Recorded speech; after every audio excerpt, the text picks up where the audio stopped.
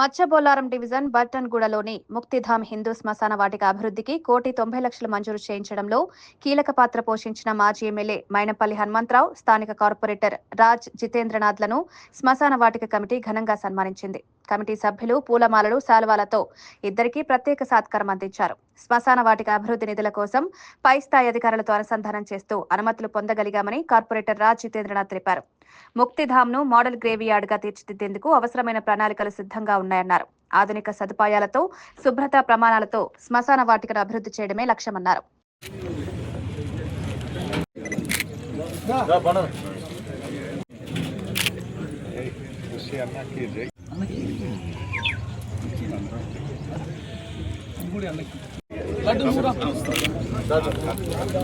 ఈ రోజున మన 133 డివిజన్లో ఈ ముక్తిధామ్ హిందూ శ్మశాన వాటికకు మరి మన మైనంపల్లి గారు మన కమిషనర్ గారికి వినతి పత్రం ఇవ్వడం జరిగింది. అక్కడ నుండి జోనల్ కమిషనర్ గారు ఇక్కడ రావడం జరిగింది.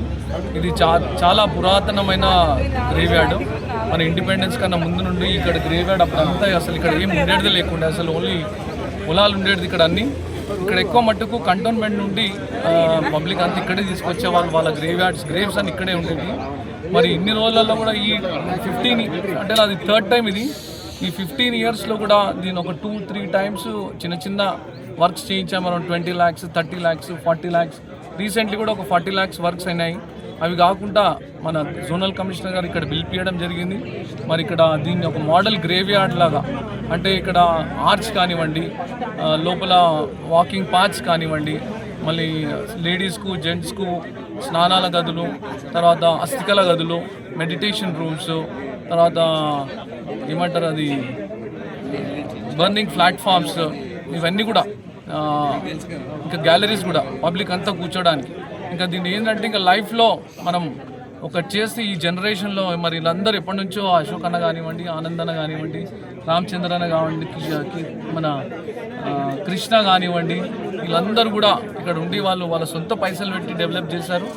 మరి మేమందరం కూడా తోడ్పడి దీన్ని లైఫ్ లాంగ్ గుర్తుండేటట్టు దీని ఒక మోడల్ గ్రేవ్యార్డ్గా తీసుకురావాలని చెప్పి నిర్ణయించుకొని ఈ ప్రాజెక్ట్ తీసుకున్నాం.